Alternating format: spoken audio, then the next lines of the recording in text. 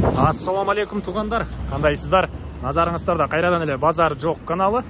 Бүгін 18 май 2022 жыл мен Бишкек шаарынын түштүк батыш тарабы Шалтайлы тараптан сіздерге бір айдоо үлүш жерин көргөзмөкчүмүн. Сатылат экен туғандар. Биринчи эле болуп баруу жолун түшүндүрөйүн. Азыр мен турган жер Барпы Алдыкулов жана Муромский көчөсүнүн кесилиши.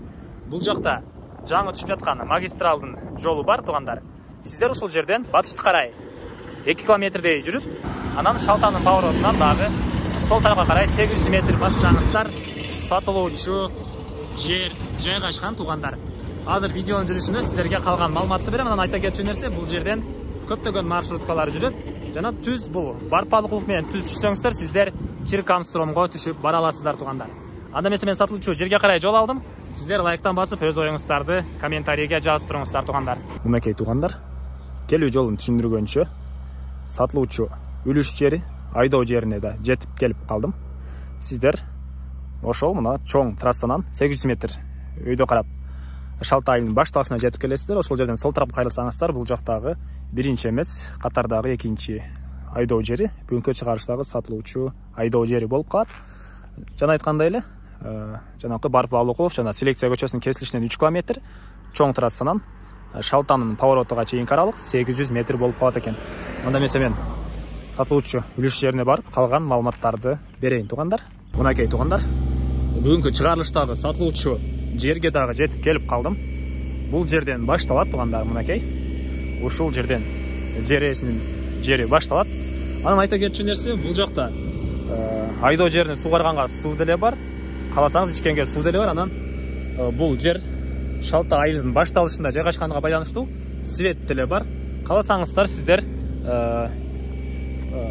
келип малина бул жака малина эгип жеңил конструкция менен бул жака бир үй салып койсоңуздар деле болот экен.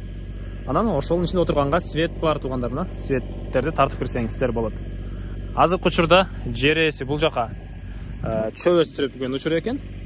Сиздер деле келсеңиздер, калсаңыздар кошуналарга окшоп малина же болбосо жана башка огурцы жана башка бир жер жемиш өстүрсөңүздөр болот. Каласаңыздар бак өстүрсөңүздөр деле болот туғандар. Анан жеринин аянты 53 соток туғандар. Документтер боюнча жашыл китеби бар экен. Үлүш жер деген китеп документи бар экен. Жер ээсинин атында аянты 53 соток туғандар.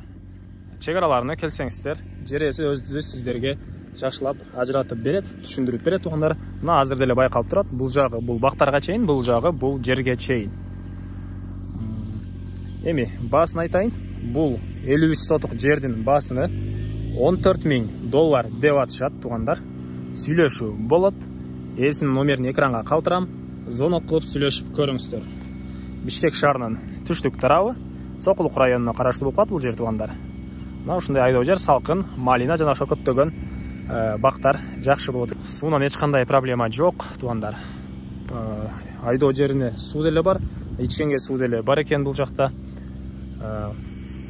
Кыскасын айтканда, өтө сонун жакшы жер экен туғандар.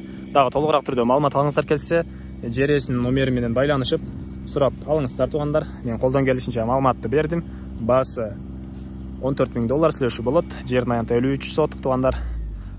Сону кылып сүйлөшүп көрүңүздөр.